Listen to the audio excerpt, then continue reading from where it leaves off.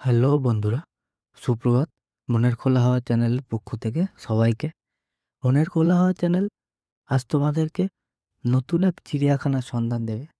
যে চিড়িয়াখানাটি ছোট্ট কিন্তু খুবই সৌন্দর্যে ভরা, মনোরম প্রাকৃতিক পরিবেশে তৈরি করা হয়েছে। এই চিড়িয়াখানাটি কোথায় অবস্থিত? কেমন করে যাবে তোমরা? টিকিট মূল্য কত? কিছুই বুঝতে পারছো না? ভিডিওটা স্কিপ না করে পুরোপুরি ভিডিওটা দেখতে থাকো। সমস্ত ইনফরমেশন ভিডিওর শেষে ডেসক্রিপশনে দেওয়া থাকবে, সেখান থেকে তোমরা সমস্ত ইনফরমেশন পেয়ে যাবে। এই চিড়িয়াখানাটি শাসন রোড স্টেশন সংলগ্ন, শাসন বাইপাস রোডে 10 মিনিট হাঁটা পথ সেখানে আছে। এই সন্ধানটি আমরা পাওয়ার সাথে সাথেই আমি আমার ফ্যামিলিকে নিয়ে চলে গিয়েছিলাম কিছুটা সময় টাইম কাটানোর জন্য, আনন্দ উপভোগ করার জন্য মনোরম প্রাকৃতিক পরিবেশে। এবং এখানে গিয়ে একটা আশ্চর্যের জিনিস দেখলাম। চিড়িয়াখানাটি প্রবেশ মূল্য এখানে লেখা আছে 3 বছর ঊর্ধ্বে সবাইয়ের জন্য একই। এবং সেই প্রবেশ মূল্যটা কত সেটা শুনলে তোমরা খুবই আশ্চর্য হয়ে যাবে। প্রবেশ মূল্য মাত্র 10 টাকা।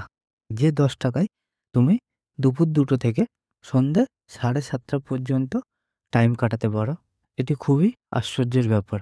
তাই আমরা দেরি না করে টিকিট কেটে টিকিট সংগ্রহ করে ভিতরে চলে গিয়েছিলাম।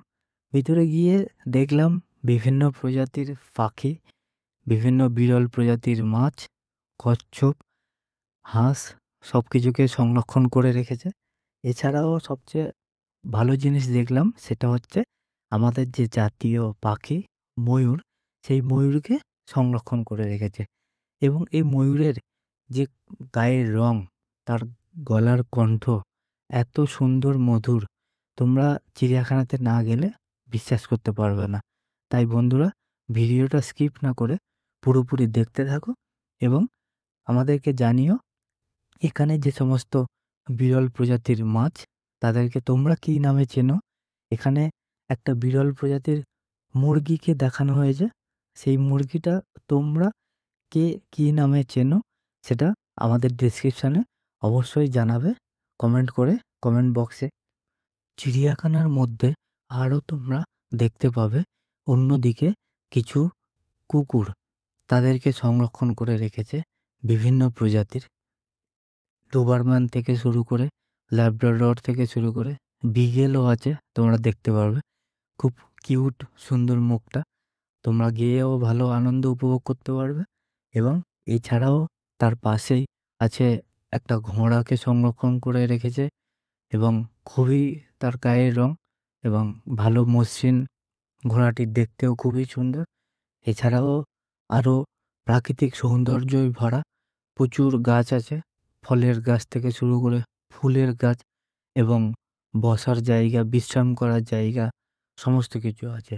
এছাড়াও এই চিড়িয়াখানার মধ্যে যদি তোমরা শীতকালীন কোনো পিকনিক, কোনো অনুষ্ঠান করতে যাও, তার জন্য চিড়িয়াখানা ভাড়া দেওয়া হয়। এই চিড়িয়াখানাটি সেই ভাড়া নেওয়ার জন্য তোমরা যোগাযোগ করতে পারো কর্তৃপক্ষের সাথে। তার কন্ট্যাক্ট নাম্বার আমরা আমাদের ডেসক্রিপশানে দিয়ে দেবো। সেই কন্ট্যাক্টের মাধ্যমে তোমরা যোগাযোগ করতে পারো কোনো অনুষ্ঠানের জন্য। এছাড়াও সবচেয়ে আশ্চর্যের জিনিস যে চিড়িয়াখানার মধ্যে বাচ্চারা খুবই আনন্দ করবে। তোমার পরিবারের ছোট ছোট বাচ্চা থাকলে তাই বলছি, নিয়ে যাও, দেরি করো না, চিড়িয়াখানাটি ঘুরে আসো। একদিনের একদিনের ছুটি কাটিয়ে এখানে বাচ্চাদের নানা রকম খেলনার জিনিস, দোলনা থেকে শুরু করে, স্লিপার থেকে শুরু করে আরও অনেক খেলনার জিনিস আছে। তারা খুবই আনন্দ পাবে এই সমস্ত খেলনাগুলোকে দেখলে। এবং সেখান থেকে আমরা আমাদের বাচ্চাকে নিয়ে কিছুটা সময় খেলনা দিয়ে চড়ালাম। তারপর আমরা সন্ধে হতেই চলে গিয়েছিলাম ওই চিড়িয়াখানা সংলগ্ন একটা ক্যাফেতে। যে ক্যাফেটা চিড়িয়াখানার মধ্যেই আছে। ওই ক্যাফেতে প্রবেশ করতে গেলে কোনো চার্জেস লাগবে না, বিনামূল্যে প্রবেশ করতে পারবে।